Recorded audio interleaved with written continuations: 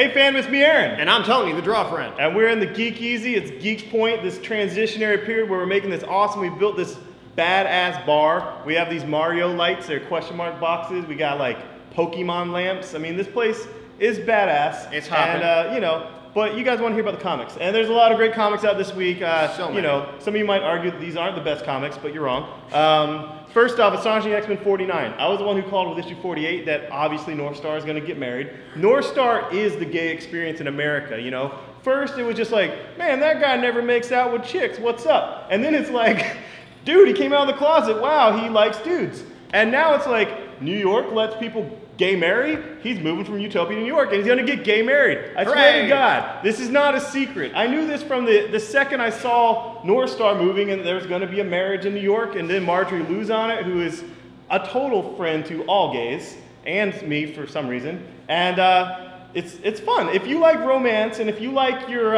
X-Men plots to tie to the central theme of X-Men, which is, you know, people that are feared and hated, and you know, people that just want acceptance and you know, to be included in society. You know, the themes of X-Men that go all the way back to issue number 1. If you like that in your X-Men, you just don't want, you know, I want people with powers punching other people with powers in the face. This is your thing, you know. This is cool. So get it, and you know, come along for the ride all the way through issue 51, where it's going to be the big spoiler marriage of Northstar. And you know, this hasn't been officially announced by Marvel, but come on, seriously, like, seriously, everybody at Marvel is gay. I've been to their offices. I mean, this is a huge agenda there. But they chose the right book to do it with, which is X-Men, because of the central theme. It's a literary device. Now, what if I do want people just punching each other in the face?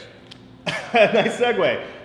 Verse. This is not a different cover of Avengers vs. X-Men 1. It's a book called Verse. It's 6 issues. Jason Aaron wrote the first story in here, and he told me on the phone when I told him that the whole thing of A vs. X sounded like the Super Bowl and it was stupid, he said, well, if you think Avengers vs. X-Men sounds stupid, you're going to really think this verse is stupid, because it's either the best idea they ever had or the worst idea they ever had. And after reading it, I like it. Yeah. It expands upon those fight scenes that, you know, remember, this whole A vs. X is the 12-year-old Frosted Mini-Wheat side of you as a fan, you know, the non-cynical, like, I'm excited, I like the spandex, I like these people punching each other in the face, this is what I want, and you got cheated in the crossovers with those fight scenes. You wanted more of the fight scenes, and you get it here, and also so much witty banter. So Jason Aaron did this story of Magneto versus Iron Man, and from the very first page, the very first bit of dialogue, it takes on head-on all the weird cynics of the, you know, the amateur writers, and you know, the people that hate on, you know, the concepts because they really wish they were comic professionals themselves. I mean, I've been in this a long time. I know what these people are, but this was a lot of fun. So if you like A vs. X, you will love it. Rick Remender has been kicking so much ass on Secret Avengers. You know, this is them going off in space on a suicide mission. This is basically Suicide Squad for Marvel, and that seems like that's what Rick Remender is doing with Secret Avengers. I love it. Uncanny X-Men, do you want to see Red Hulk versus Juggernaut Colossus? You know I do. How more homoerotically stupid can you get? This is it. This is the pinnacle of A vs. X, and it was a lot of fun. I'm sorry. Moving on, we have the Bendis taking on a Geoff Johns level retcon with Iron Fist. That weird little dragon thing is now changed to a phoenix bird, and that weird fire stuff coming out of his soul weirdness is now part of the Phoenix Force. Oh my goodness. Suck it. This is how it is now. So, I mean, it's not like Iron Fist was doing anything of value anyway. I mean, now he's linked to the Phoenix Force. Awesome. Let's move on. Brian Michael Geoff Johns. Yes. And it's just cool. Yeah. I'm enjoying it. I'm sorry, I'm enjoying it. And the thing is, it sold out. I mean, everything's selling out. I have to reorder. So there are vocal people on the internet hating on it, but here at the retail level, I can't keep it in stock. And other retailers can't too. I see it on the retailer message boards. So, you know. Marvel's doing something right. Who would have thought? Aquaman's still awesome, Oh still the original league, this first league of Arthur and, you know, his guys. And I love Aquaman, I'm sorry. I love it. It's awesome. It's okay, don't apologize, we accept it. And Star Wars, I don't know if you guys know, I was a huge Star Wars kid, and I love Boba Fett. I pretended like I was Boba Fett because you didn't know who he was under the mask, and I just love Boba Fett so much. And, you know, this book, Boba Fett's Dead, awesome. Like, Boba Fett, you know, like, he's not dead. And, you know, when he fell in that Sarlacc pit, I cried as a little kid because, you know, I'm 35, and my mom's like, no, you know, his jetpack will give it indigestion. He'll be able to get out of the Sarlacc pit, you know. She didn't know that Dengar helped him out, and then he double-crossed Dengar. But anyway, Star Wars, Boba Fett's dead, Blood Ties, it's out now. If you're a big Boba Fett fan, get it. This is the book to read. Yes.